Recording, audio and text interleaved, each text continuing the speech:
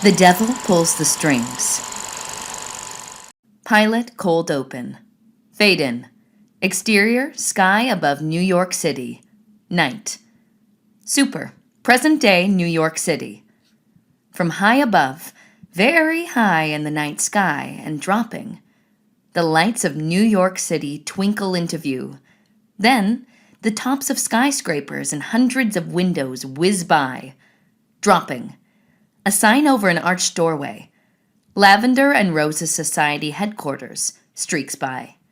Then darkness. All around. A muffled voice. This had better be worth dying for. Interior, deep underground cavern. Day. Laureus. Looks 50, is 230, and nobody to mess with. Clenches the prophecy scroll in his teeth as he climbs out of a deep shaft. A bead of sweat trickles down his temple, then his neck. His muscles strain in the damp darkness as he climbs up steep earthen walls. Grunts, shrieks, hisses emanate from below him. He peers down at a clot of fuzzy bluish-orange shapes with gaping mouths full of razor-sharp teeth. These are the domovoi. Note, in Slavic mythology, domovoi are guardians, often found in Slavic families' homes, similar to German brownies and house elves found in the Harry Potter series. Friendly and docile, my arse. He momentarily loses a foothold. Rocks and dirt tumble down. He frantically digs his toe in, scrambles higher. Amazon's a better trip. Piranhas at least leave your bones. The domovoi are gaining. Laureus digs his fingers deeper and climbs faster. At the top edge, Laureus heaves himself up and over, takes the scroll from between his teeth. Turns to run, tumbles, does a pratfall, scrambles up as 4 blue-bearded domovoi emerge over the pit edge. Their eyes lock on the scroll. They lick their chops. Supper time. A 5th domovoi crawls out, puffs his orange chest. Papa Pip. Cheeks an angry red. Now, Papa, let's be reasonable. Papa growls, holds out hand for the scroll. If you have a problem, talk to the professor. More domovoi crawl out of more shafts, surround Laureus. I'll bring it back. The domovoi close in. Laureus pulls out a large Ziploc bag of M&Ms. The domovoi stare at the bag and freeze, transfixed. Laureus shakes the bag. Ooh. Their gazes dart from bag to scroll to bag to scroll. Laureus tears the bag open, slings the M&Ms. They scatter over the ground. The domovoi leap on the M&Ms, tangle in a snorting, growling, fighting scrum. Papa Pip looks at Laureus. That was a dirty trick. But he can't resist. Dives into the free-for-all. Laureus slips away. Interior, research room, day. Later that same day, Professor Stone, 60s, sits on a simple wooden stool at a table piled with old books, a pair of wooden stakes. He reads, in deep concentration, from one of the old books. Professor, I found your scroll. The professor doesn't look up. Professor Stone! He steps in front of him, lobs the scroll onto the table. The professor doesn't answer. I hope this is worth it. The domovoi don't like folks taking their treasures and mucking about in their caves and tunnels. Professor Stone opens the scroll and sighs. 100 years ago, this was a lot easier on my bones and joints.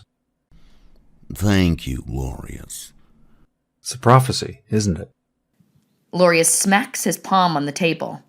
The books jump. Yes, it says the warrior bard shall bring down the cursed one. Stone tosses Laureus a small horn. He catches it. You know what to do. You're asking me to take out one of our own? These are trying times. This was Flynn's idea? It was Mr. Michaels who said the warrior bard's name is Boone Daniels. I don't believe you. Believe what you will. Flynn's my best friend, sacrifices more than any of us within the society. He took on Cochet, the Deathless. Just be careful. He agreed to this? It's unthinkable. Stone turns to Laureus. Alabaster Graves and his men may try to interfere. Dragons and nymphs don't scare me, nor do their coven of steampunk bloodsuckers. Laureus grabs a wooden stake off the table, slashes the air. My battle-thirsty heart roars more, more, more. My silver-head and weary bones scream more, more, more Bengay and Biofreeze. Sound the horn at the joust when their lance tips cross. Our man in the joust said it's the only way. But that means Flynn's to die? Stone stares in silence at him. He saved my hide too many times. Still no reply. And you know it. Sound the horn during the joust. The professor's voice rings firm. Laureus grips the horn in his inside jacket pocket. I'll do it. And you knew that, too. Interior, Lavender and Roses Society Library. Day. Laureus treks down a passageway stacked with floor-to-ceiling bookshelves filled with ancient books. At the end of the passage, Laureus stops in front of a painting titled Belvedere Castle, its frame decorated with a design of intertwined lavender and rose patterns. He runs his finger along the frame, presses down on a leaf. North to south, east to west. Let me journey through and back again. The design glows. The painting transforms into a Renaissance fair joust. Bright light and the din of a rowdy crowd streams into the passageway. Laureus steps through into the sunshine of... End cold open. Act 1. Exterior, St. Louis Renaissance Fair. Day. Super, present-day St. Louis Renaissance Fair. At Laureus's feet, popcorn, a half-eaten turkey leg, a torn map, and other rubbish. Thumps, plonks, plunks, and cheers of the crowd in the grandstands of a stadium. Laureus slips up to the back of the stands, peeks through at folks dressed as steampunk minstrels. One fellow, dressed as a gypsy, cracks jokes, then swallows a flaming sword. From the seats above, a crowd of busty, giggling girls and strapping lads wearing leather boots and off-white poet shirts fill the air with "Ooh! Ah! Ooh!" Laureus spots the man who announces the joust. Everything is as it should be. A cold blade presses against Laureus's neck. You're getting slow, Laureus. Speak of the devil. Lahash, mid-20s, pushes the sharp edge deeper, nicks into Laureus's skin. Mind telling me what the Lavender and Roses Society is doing at a Ren Fair joust in Missouri? Laureus says nothing, leans forward a bit. Tell me before I spill more of your blood, traitor. Only if you tell me what the dragons and nymphs are doing here. He jumps back, both feet off the ground, arches his back, rides his attacker backwards to the ground. He slams an elbow into Lahash's groin, rolls, blocks the blade thrust at his face, plants a solid right hook to Lahash's chin. The blade flies from Lahash's hand. Laureus pulls a wooden stake from under his jacket and plunges it deep into Lahash's chest. Blood spurts. You need to stop interfering with prophecies. Lahash's mouth gapes wide. Laureus twists the stake. Lahash struggles to suck in a breath, manages to speak. You need to stop interfering with dragons and nymphs. Where's Sakun? He's never far behind you. Laureus's fingers tighten around the stake. He twists it in Lahash's chest. Slow, deliberate. This isn't over. Lahash's eyes roll back. He falls silent and still. Stay dead this time. The spectators above remain clueless to the century-old feud between the societies, playing out beneath the stands. Laureus's eyes focus in and out. He grabs his head to steady the swaying. Oh, I'm getting too old for this. Laureus struggles to spring to his feet. He struggles to stay upright. He struggles to find the marshal of the field. His eyes burn. His vision blurs. His knees buckle. Damn it, Lahash. Poison blade? Laureus rubs the cut from Lahash's knife. He tries, but can't squint away the burning mist coating his eyes. Through the blur and pain, Laureus scans the arena field and spies Flynn Michaels, 24, and the other rider, Boone Daniels, 22, the warrior bard, readying for the joust. Laureus senses he's not alone. Looks around. Sakund, come out! Damn you! He grips his head in both hands, fighting against the agonizing pain. He warily turns. Come on, you steampunk bloodsucker! You're not getting the drop on me this time. Crouched, ready for Zakund's assault. He doesn't come. Laureus shifts his attention back to the jousting field. May Flynn, Boone, and God have mercy on my soul for what I'm about to do. Laureus swallows the bitter lump in his throat, shuts his eyes, shakes his head. He seizes in pain as the poison rips at his gut and chest. He forces his eyes open, takes out the horn. Oh, you better be right, Stone. He sucks in a lung of air, leans against the stand steps. With shaking hands, he lifts the horn to his lips. Zakun, mid-20s, leaps from the shadows. Light flashes off Lahash's poisoned blade, now in his hand. The knife blade rips through the air, barely misses Laureus's cheek. Laureus catches Zakun's wrist, grabs his collar, twists hard. They tumble onto scattered trash. The horn flies from Laureus's hand. Zakun gives a throaty laugh, a razor-sharp fang smile, and barrels down on Laureus's throat. Laureus's free hand stabs into the trash. His fingers latch onto a sticky wooden stick. He crams it into Zakun's mouth. No biting. Crunch. Zakun's face crinkles in contempt. Laureus can't contain his smile. Zakun spits out mangled bits of stick and caramel apple. Laureus bumps against Lahash's unmoving body next to him. He knees Zakun in the groin and rolls over Lahash. Zakun flies at Laureus, Lahash's blade in his hand. Laureus yanks the stake out of Lahash's chest, rolls onto his back, the stake gripped tightly in both hands. Zakun lands hard. The stake stabs into his chest. The smirk on his face slips away. His eyebrows fall into a frown. Rage hisses past his lips. The blade drops from his hand.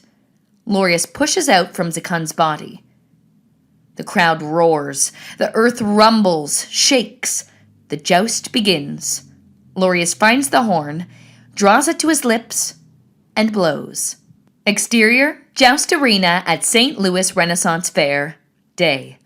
Super, present day, 10 minutes earlier. Boone Daniel's horse, Henry, shifts beneath him, restless.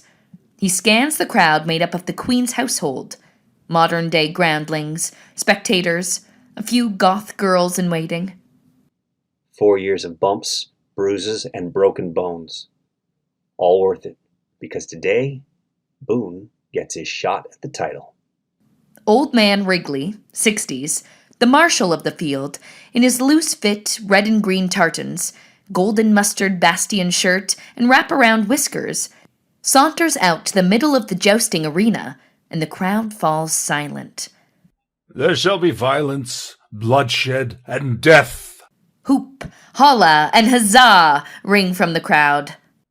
Today we bear witness to the brave, stalwart Sir Flynn Michaels, unbeaten in 4 years. He motions to Flynn. The crowd fills the air with righteous adulation. Against him, the up-and-coming, bold and brash, folly-fallen flapdragon, Sir Boone Daniels. Old Man Wrigley's hangman stare and booming dead man walking proclamation rouse the crowd to a round of cheerful play-along with hisses and boos. Boone pats Henry's neck. Midday May. It's clear blue skies and cheering crowds thirsting for blood. What's not to love? And this is the day we beat Flynn. Henry stands ready, looks glorious in his purple and gold caparison. Henry snorts and looks to the stands. I know, Henri. I feel it too. Something in the pit of my stomach. It's just butterflies. Boone scrutinizes the field. His gaze lingers on the stands. Come on, Henri. It's time to beat Flynn. Not sure who I'm trying to convince more, you or me. The marshal drops his hand, signaling the joust begin. The men and horses ride forward. The smell of the list. Fresh earth mixed with horse dung. What more could a horse and a man ask for? The men strike the tips of their lances together, stop side by side. Sir Flynn, I love you, brother. All decked out in your crimson and gold. But today, the Queen's favor will be mine. Boone's joust jitters fade. A ginormous grin spreads from ear to ear. 'Cause I know all your moves, brother. Flynn's crinkling eyes mock Boone. Such donkey prattle is ever amusing, Sir Boone. You know what else I say? What's that? More jousting and less talky-talky. Boone grins and pinch flaps his fingers. Flynn's face clouds. Flashback. Renaissance Fair, 4 years earlier. Flynn and ex-Lizzie Sue, 19, chat as he waits for the joust. Because I'm better than Boone. Better than Todd. Better than all of them. Lizzie Sue pinch flaps her fingers while shooting him a disparaging look. You're full of yourself, one too many loads of manure. Ain't you, Flynn? Flynn flushes red with anger and shame. Back to present. Good one. Boone adjusts his helmet and spins Henry around. Flynn and Boone canter to opposite sides of the tilt yard, turn, and raise their lances. Boone tightens his grip, fingers curling one by one around his lance. A flood of nervous energy washes over Boone. Boone and Flynn urge their horses forward. The crowd roars. The horses and riders charge towards each other, and the adrenaline rush and the pounding of hooves vibrates up Boone's spine. Boone locks his gaze on Flynn's gaze. Aim for the shield. Aim for the shield. Aim for the shield. Aim for the shield. Air horn. What? Flynn's mount rears. Flynn's blazing blue eyes flash in shock. Under the tip of Boone's lance, find Flynn's only exposed spot, under his arm. A grimace pulls Flynn's mouth to one side. Ripples in a rictus of pain contorts his face. The impact thrums up Boone's lance. Crunch, crack. The tip of Boone's lance breaks through Flynn's ribs. Boone's heartbeat. The thum, the thum, the thum.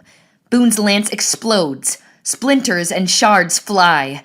Flynn, unhorsed, flies backwards, lands hard on the pitch. What's left of Boone's lance protrudes from Flynn's side. The hand of fear squeezes Boone's heart tighter and tighter.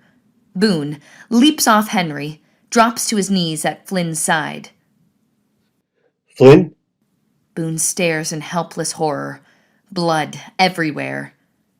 Ren Fair Night training kicks in. He tears off his metal gloves and applies pressure to the wound. An ambulance siren wails. Mike Malone, 30s, an on-site paramedic, nudges Boone aside. Malone's hands navigate around the protruding lance as he applies a dressing to the wound. Malone flickers a penlight between Flynn's eyes. Flynn, it's Mike. Stay with me. Everything's going to be fine. Malone's brow furrows. His eyes flash an ominous knowing. Exterior, joust arena, grandstands. Same. Laureus' face peers out from under the grandstands. His eyes gaze stuck on his handiwork. A tinge of remorse colors his face, framed by the onlooker's legs. End Act 1.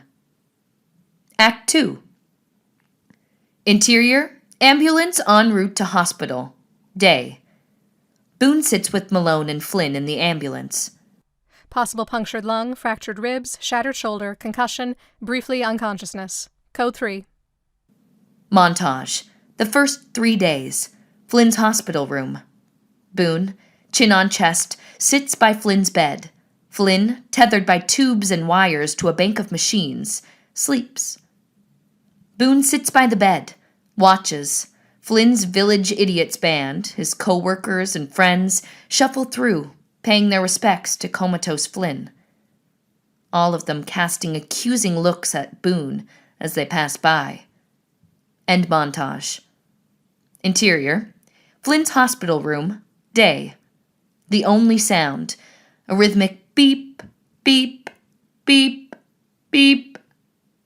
Boone sits by the bed, staring at the floor. The nurse comes in to check Flynn's vitals. Boone looks up at her, his eyes full of concern. Are you all right?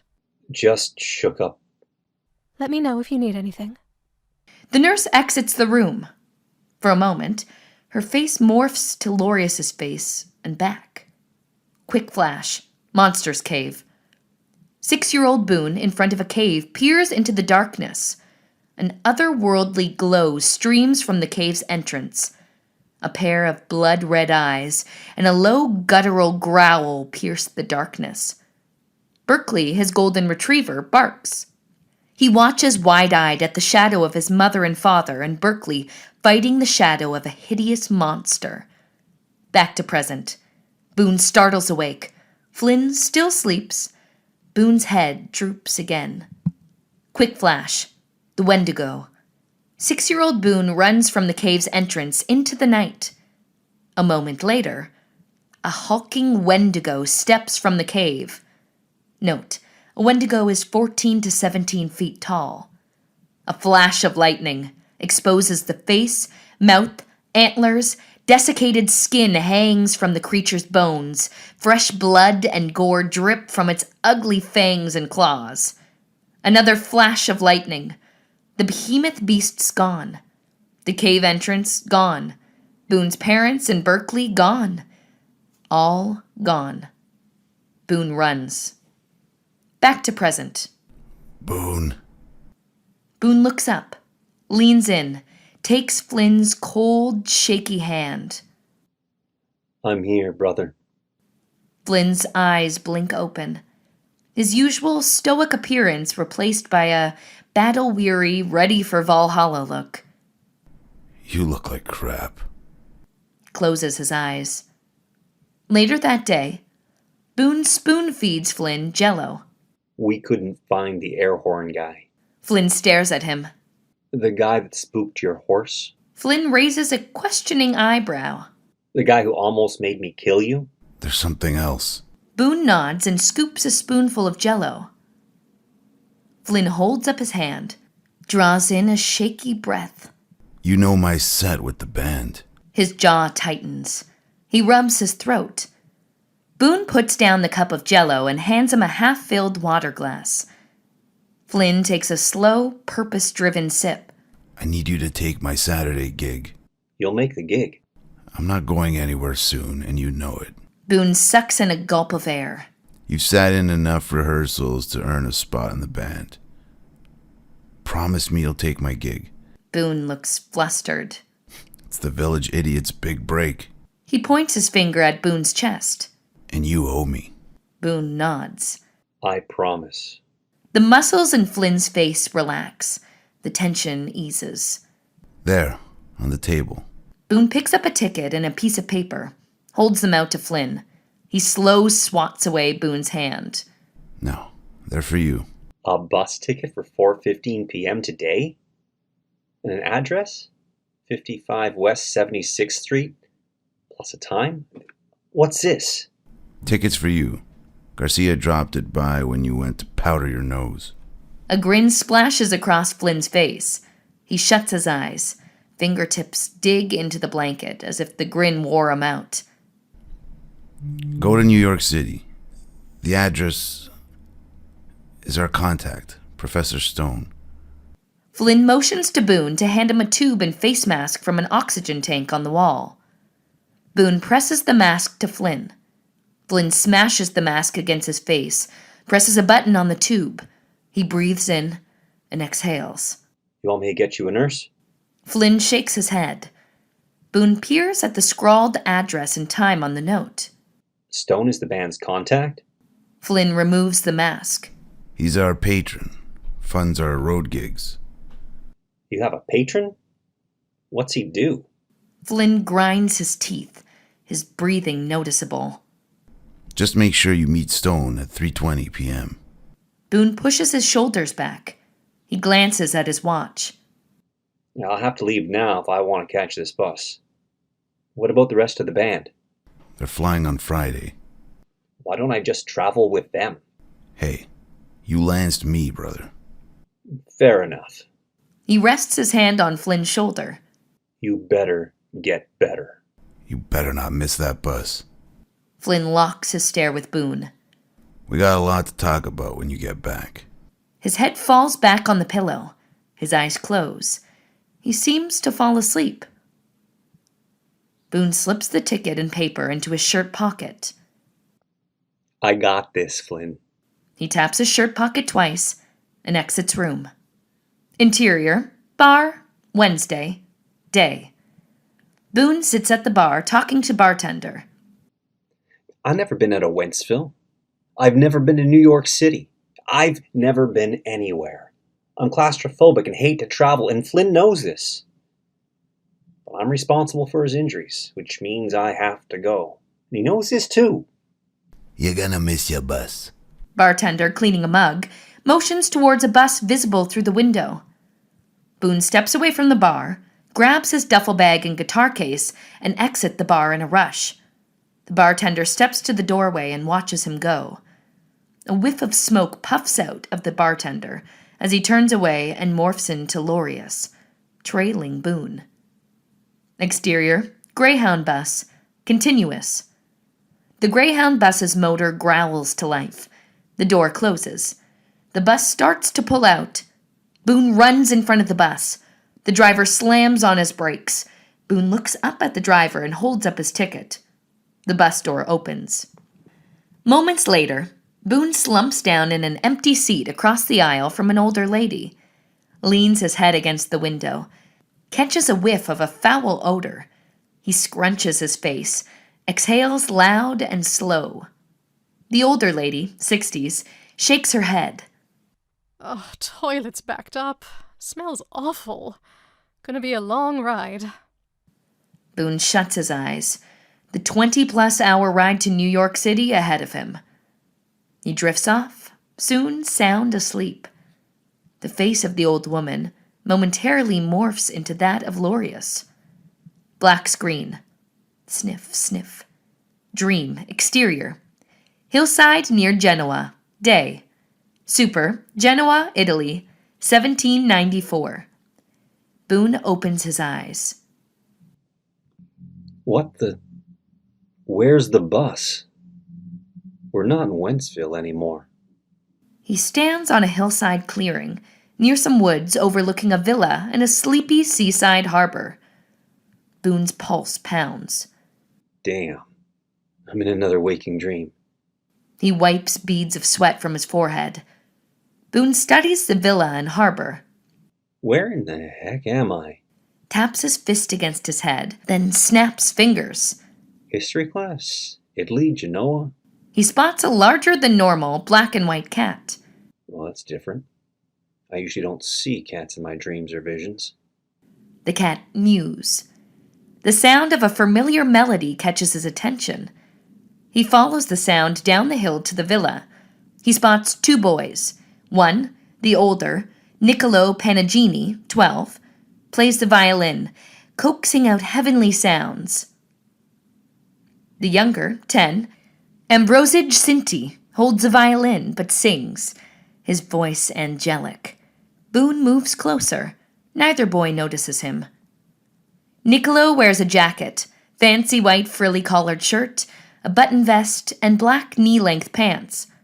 Boone steps closer. The younger boy's face beams in adoration of the older boy. Dry dirt streaks the cheeks of the younger boy. He wears a wrinkled shirt with frayed sleeves. They take no notice of Boone. The song ends. Niccolo, you were brilliant on this violin. Every note perfect. Niccolo untucks the violin from under his chin. Why would you expect less than brilliance, Ambrosio? Ambrosio lifts his violin and bows, as if presenting it. You've heard me play. Do you think I can earn a scholarship? Nicolo's mouth turns downward. He leans to Ambrosige. In truth, even if all the angels in heaven hear your cries and rally to your aid, 1,000 years shall pass before any master might consider Ambrosige Cinti to do more than clean up spilled bedpans. Ambrosige's shoulders slump. His eyes go dull. Pain racks his face like someone snatched his musical soul. You know I have promise. He grabs Nicolo's sleeve. Introduce me to Master Servetto and Costa. Please, will you? Nicolo jerks his arm away. I cannot do as you ask. He wipes imaginary dirt from his sleeve. Straightens up. A sudden knowing blooms in Ambrosige's expression. Because I'm a gypsy? You live on the outskirts of Genoa. Your father's a con man. Your Sicilian mother arranged marriages, concocts potions, and rumors persist she casts out devils. And you expect me to recommend you. Boone steps in very close. Nicolo, what an uber jerk. Neither boy reacts to him. Nicolo smugly walks away. I hate you, Niccolo Paganini. I hate you to my core. The skies grow dark. Boone clutches at his pounding heart. Total darkness engulfs him. Back to present. Boone snaps awake as the bus driver hits the air brakes. Exterior, NYC, Port Authority Bus Terminal. Day. The older lady passenger across the aisle from Boone heads for the door. Boone follows her. She steps off the bus, takes in a deep breath. Never thought I'd be so happy to smell New York City again. Boone steps off the bus behind her. Interior, Port Authority Bus Terminal, continuous. Boone stands outside the terminal and looks around. Tourists chatter, beggars beg, buses break. Everyone talking or texting on cell phones. Everyone but Boone. Boone glances into the terminal ticket counter. What am I doing here? He shifts his attention to the corner street sign to get his bearings, inhales, turns and comes face to face with a one-tooth grin. Whiskey-flavored words barrel into Boone's face. Can you spare $1, mister?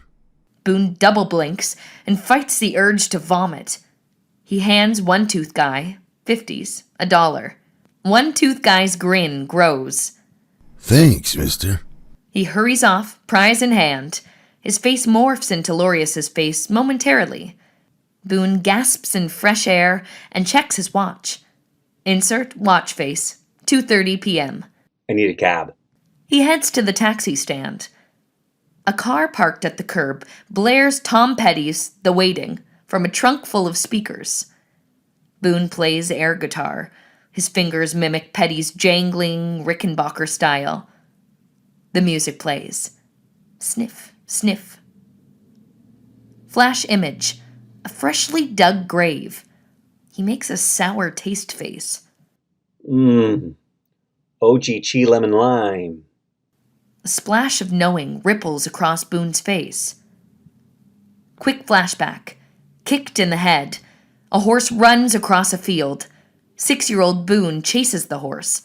Sound of horse kicking. 6-year-old Boone sails backward through the air, lands on his back in barnyard muck. Sits up, shakes his head, rubs 4 fingers over the hoof imprint on his head. Back to present. A taxi pulls up. It's not new, not yellow, but a remarkable old-fashioned red and white. Note, taxi is a New York City DeSoto taxicab. Boone gets in. End Act 2. Act 3. Interior, New York DeSoto taxicab. Day. The driver, Dimitri, 40s, wears a red cap and a big smile. Where to? 55 West 76th Street. Boone presses his face to the air-conditioned glass of the cab's window and stares at the passing sea of buildings as it morphs into one blended image. Yeah, man, I should be more excited. It's New York City. Then whirls into My brain's still rooted in the joust gone rotten. quick flashback, the joust pitch. Flynn flies backward off his horse. The lance protrudes from under his arm, blood spouting from the wound. Back to cab. Who brings an air horn to a joust? Boone rubs the back of his neck, wipes away the sweat. I gotta make this right for Flynn. His band is the first Ren Fair band to play this gig. The cab stops at a traffic light. Boone stares out at people vying for space, navigating around food carts, newsstands, scaffolding, and street signs. He glances up at a murder of crows dot the roof lines like a thick layer of tar over a worn building. As if on cue, a bunch of crows swoop down on the cab, surround it, then disappear into the sky. The light changes. One lone crow hovers beside Boone's window as the cab drives away.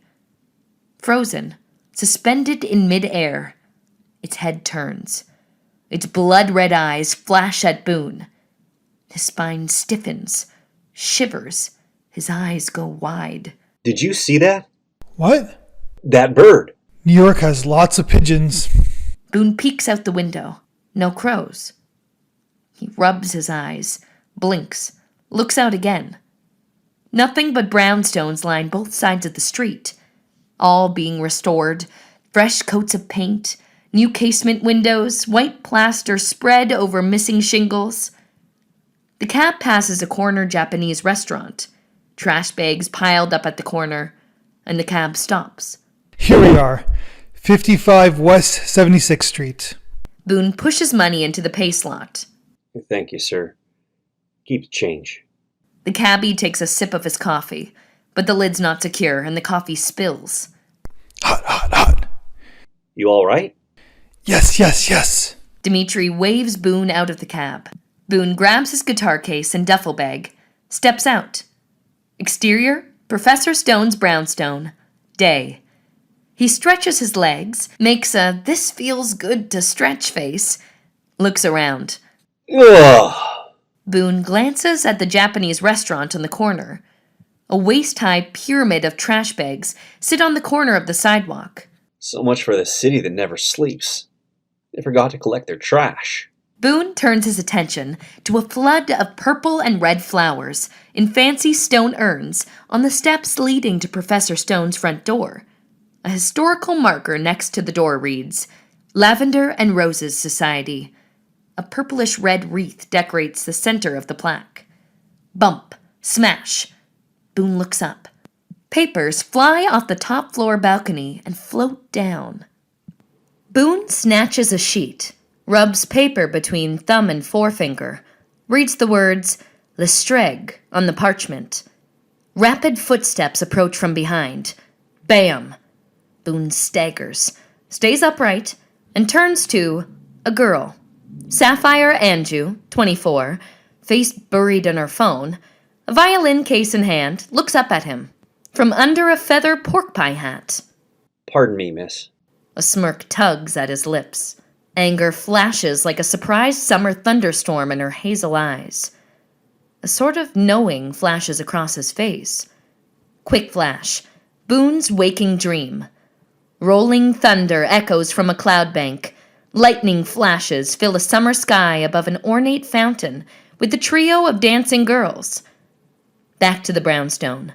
Slam, crash, smash. Dissonant piano chords from the balcony above. Boone shoves the girl. She hits the ground hard.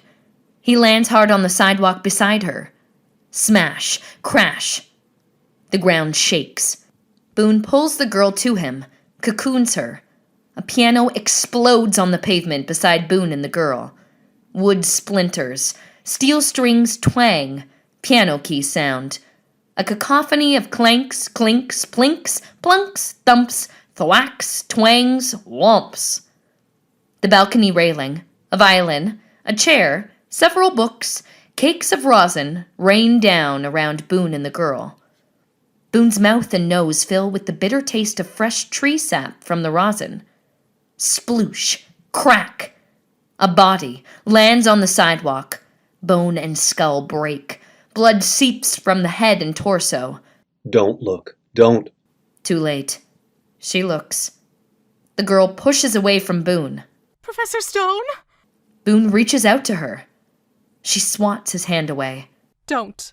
Professor Stone lies on the books and piano pieces, mouth agape, eyes rolled back, blood oozing out.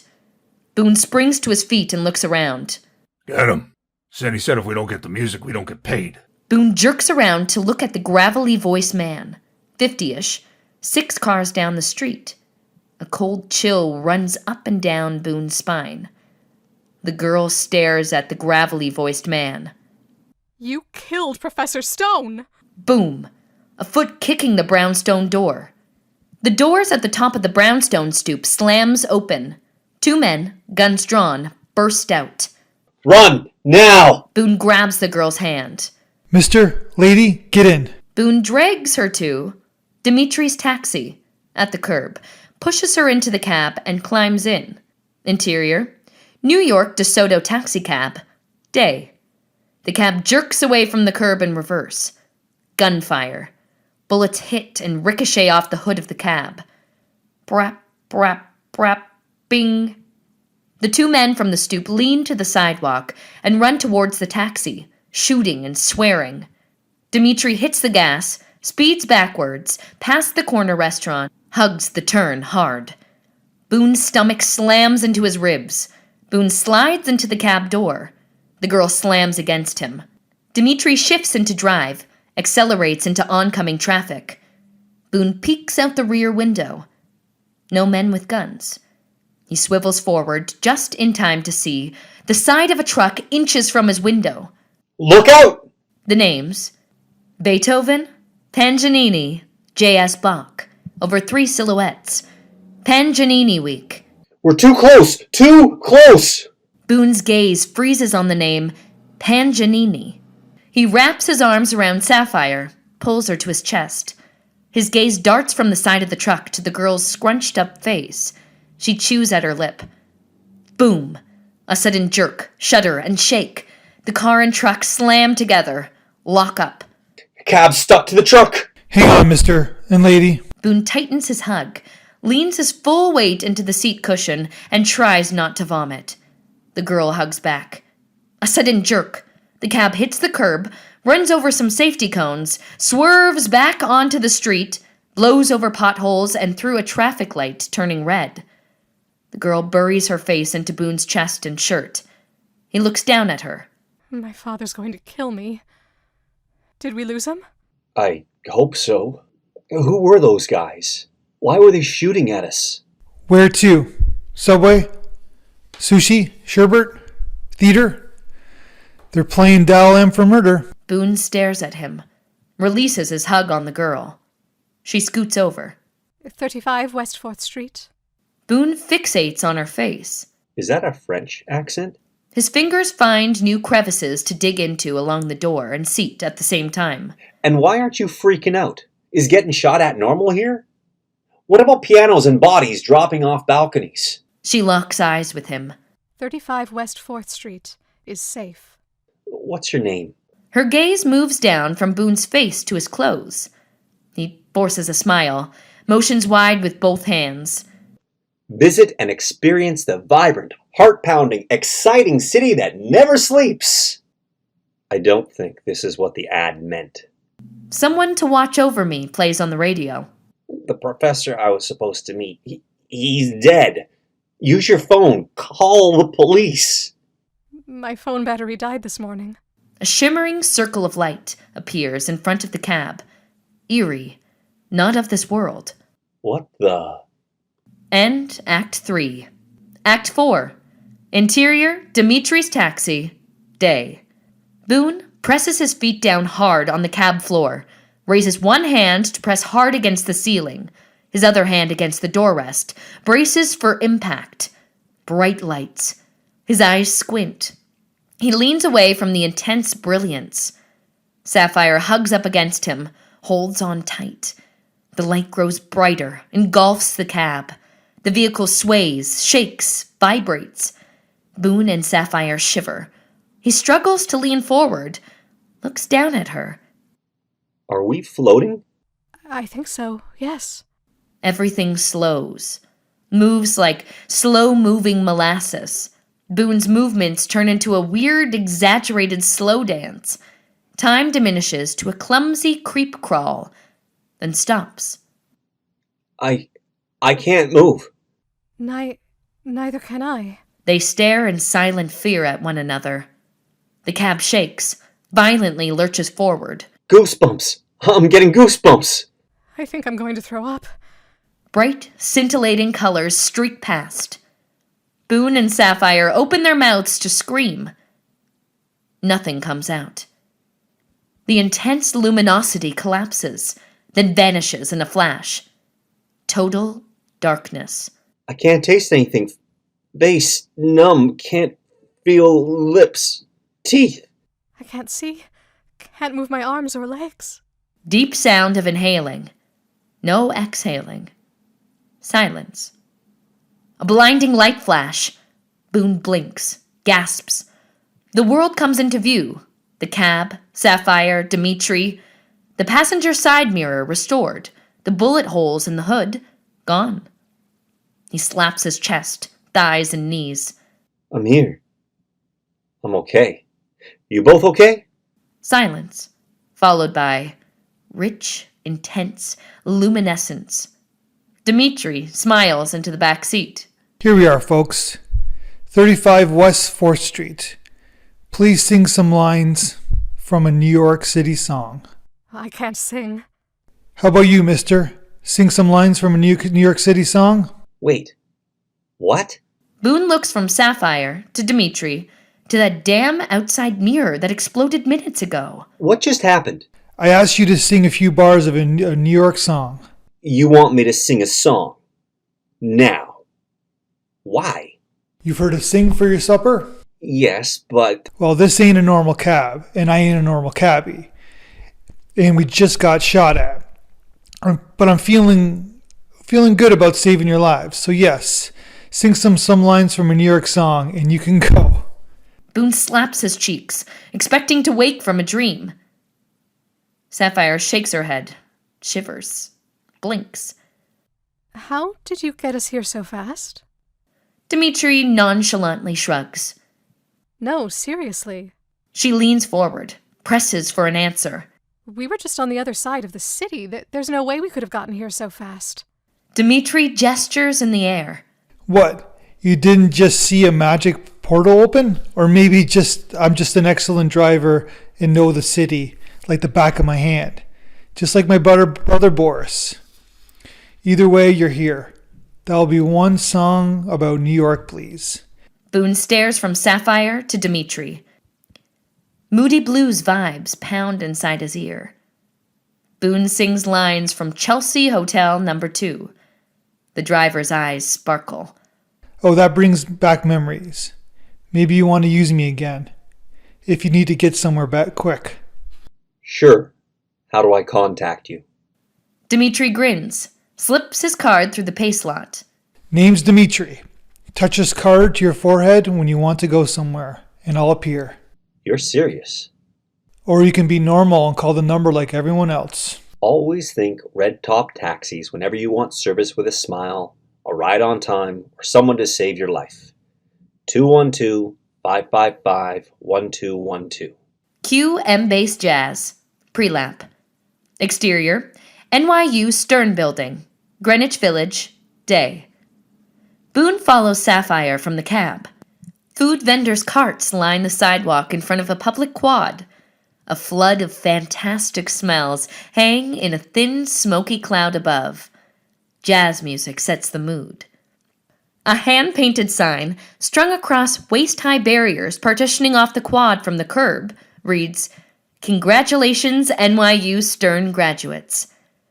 Past the barriers, groups of people mostly in their 20s in clean jeans, mixed with tweed-clad older men and women, stand outside a white, 2-story house-sized event tent.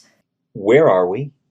The look she shoots him and her tone implies everyone should know the answer to his question. The NYU Stern Public Quad. She stabs a questioning finger near the tip of his nose. Who are you? Why were you outside Professor Stone's house? Whoa! How about you slow your roll and show a little gratitude? His cheek flushed with anger.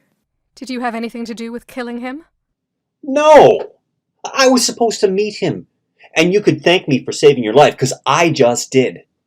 Jabs his hand back the way they came. We can always get back in the cab and find those guys with the guns.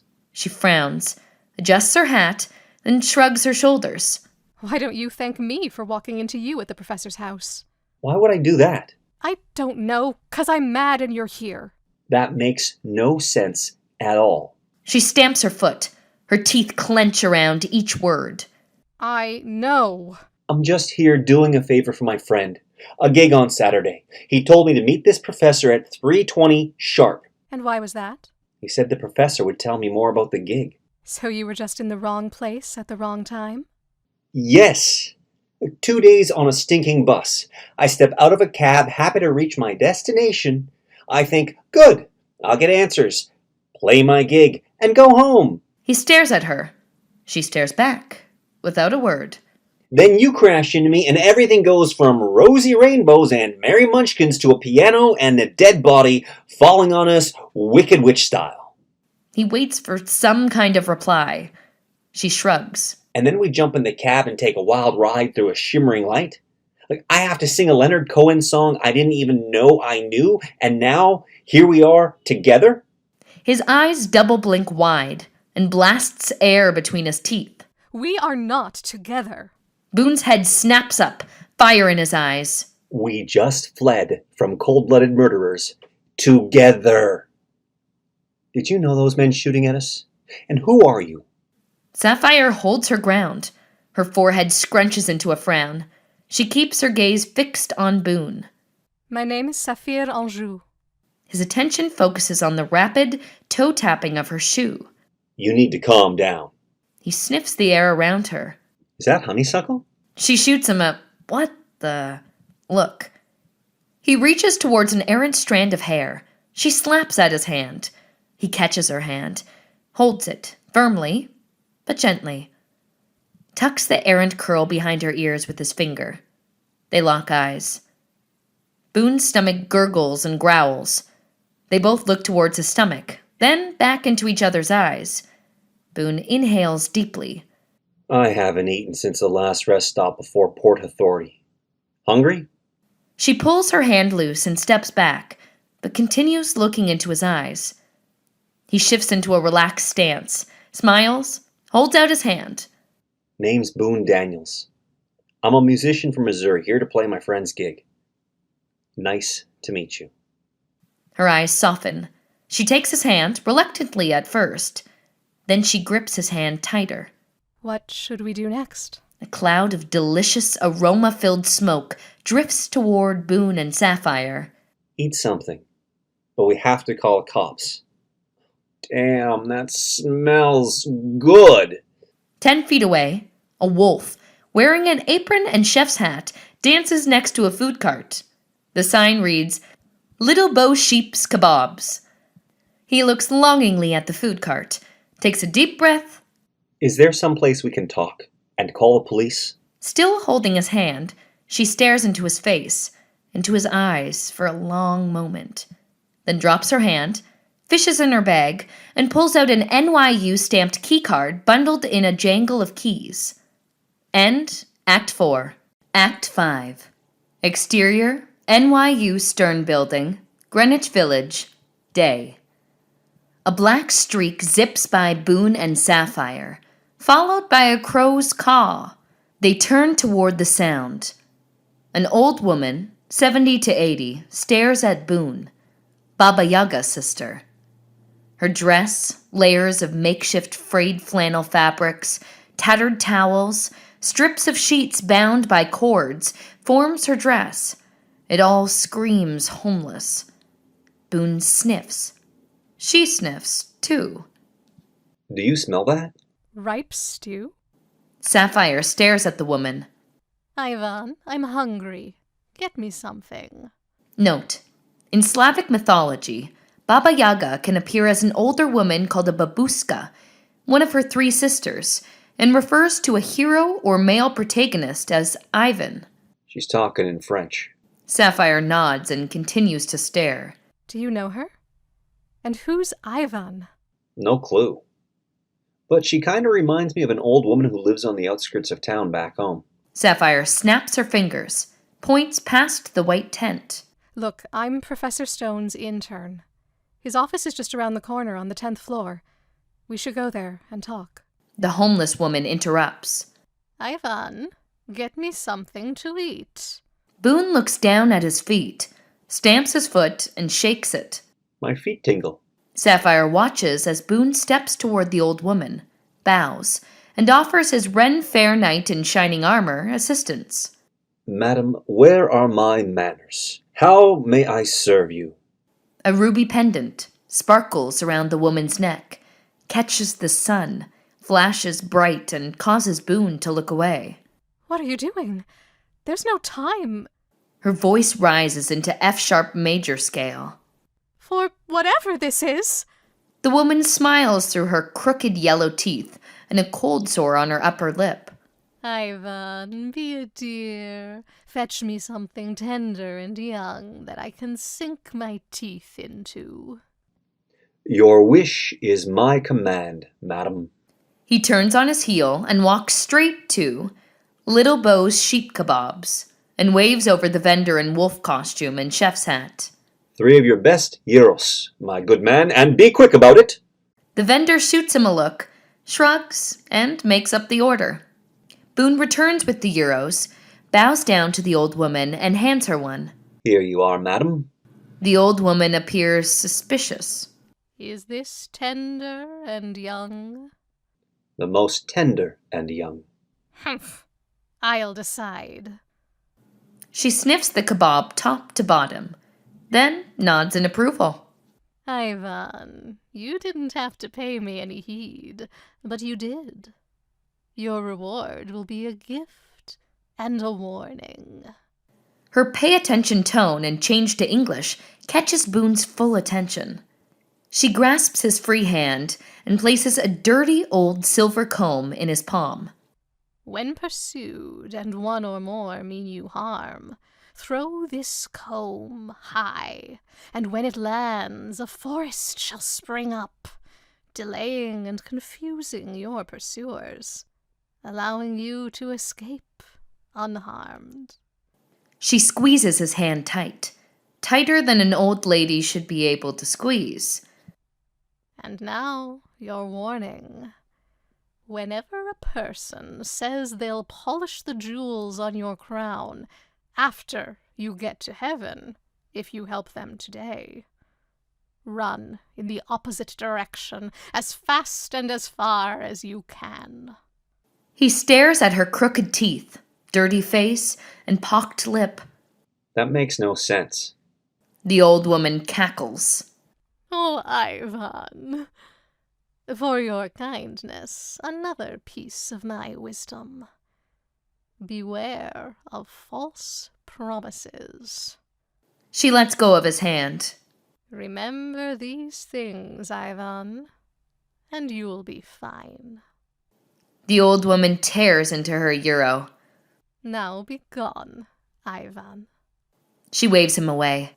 He heads back to Sapphire, hands her one of the delicious-smelling euros. She studies the wrapped sandwich.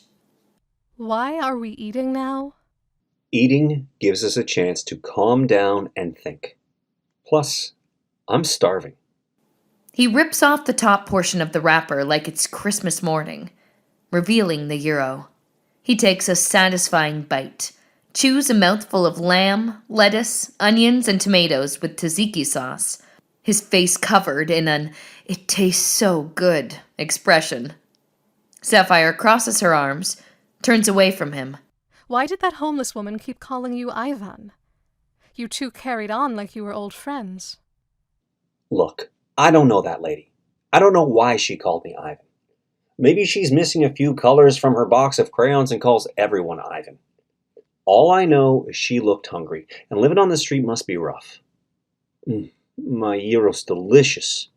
How's yours? Sapphire looks at her untouched sandwich. I've never had a gyro before. Take a bite. You'll love it. She unwraps a sandwich and nibbles. Come on, eat it like you mean it. She takes an "I mean business" bite. Her face lights up. She takes another bite. This is so delicious. Exterior, NYU Stearns Building, public quad, bench. Day. Sapphire and Boone sit on a stone bench outside the NYU Stern Building. He scans the surrounding area, then watches her finish off the last of her euro. Paganini's Violin Concerto, No. 1, blasts from her hat. Damn it, we have to go. She pulls off her hat, presses a button on the watch attached to the hatband, and the music stops. She looks over at Boone, staring at her. That's the alarm from my mother's watch. It plays her favorite song, Paganini's Violin Concerto No. 1. She shoots him a look like everyone should know that, and repositions her hat in a precise tilt on her head. This was also my mother's hat. Her voice carries a momentary bitterness, twisted around a hint of happiness. Her fingers touch the hat brim. And this is how she wore it. Her words and smile fade. Were you and your mom close? She doesn't answer. Who are you, Sapphire, Andrew? What's the story behind your hat? What happened between you and your mother? And is your mother dead? Sapphire breathes in a deep breath. Her eyes get misty. This hat, watch, and some memories are all I have left of her. She releases the brim and stands straighter, lighter, or maybe it's the air around her that's lighter. She double taps Boone's chest, lets her hand linger, but then turns, walks towards a metal garbage container, and tosses in the Euro wrapper. Come on. We have just enough time to check out Professor Stone's office before class. She rolls her shoulders back, grabs her violin case. Class? We don't have time for a class. I can't miss class. Professor Stone's dead and we got shot at, but Professor Wickham won't care. She hikes across the quad. Boone grabs his duffel bag and guitar case, matching her long strides. Hold on. We have to call the police. We can do that at the professor's office, where we can talk. But not here, not now. And on the same day, I've got the biggest competition of my life. What competition? She brushes past a man and woman in deep conversation, jostling the man. Hey, watch where you're going. Excuse me, I'm running late. Sorry, folks, she's in a rush. He matches her almost jogging pace. A sign on the corner reads, Washing Square Park. Wait, how far is your class? 2 blocks, in the Kimmel Center. What makes this Professor Wick hamburger so special that Professor Stone's death and our getting shot at isn't a good enough excuse to skip his class? Professor Wickham. The man's a genius, much like Paganini. Able to make any impossible piece on the violin possible to play. And not just play, but play well. And I plan on showing him I can too. Did this Professor Wickhamby know Professor Stone? Yes, they worked together, many times. On events, projects, even on your gig on Saturday. We should talk to him after the lecture and the competition. He'll know something. We have to call the police. She glares at him. But we'll talk to him first. Their pace quickens. Flynn always says there's often something bigger going on when you dig deeper. Maybe Wickham Burglar will shine some light. A flash of bright sunlight reflects off the windshield of a passing car, blinding Boone. His eyes blink open. Everything goes blurry. Birds chirp. A warm afternoon sun bathes his face. Oh boy. Here we go again. Sniff. Sniff. That's different. It's not exhaust. Oh, it's intoxicating. And it's quiet. Too quiet. Definitely not New York City. Meow. A large cat sits at his feet. A larger than normal black and white cat is back. Which means I'm having another damned waking dream and I can't take any more pills. The black and white cat looks up at him. More than 4 pills in 6 hours can trigger a psychotic episode. He scans the area. A sea of wildflowers surround him. Woods to the far right, a large house with a fountain to the left. 3 girls play by the fountain. Giggly, not quite teenager girls yet. Sisters, cousins, friends? He walks towards them. Meow. The cat mews, sits and watches him. He stops, shakes his head. One of the girls looks like Sapphire. A young Sapphire, her reddish hair pinned up. A sudden breeze draws Boone's attention to a boy, 13, picking wildflowers. It is Niccolo. I'm back in Genoa, Italy, in the 1790s. End Act 5.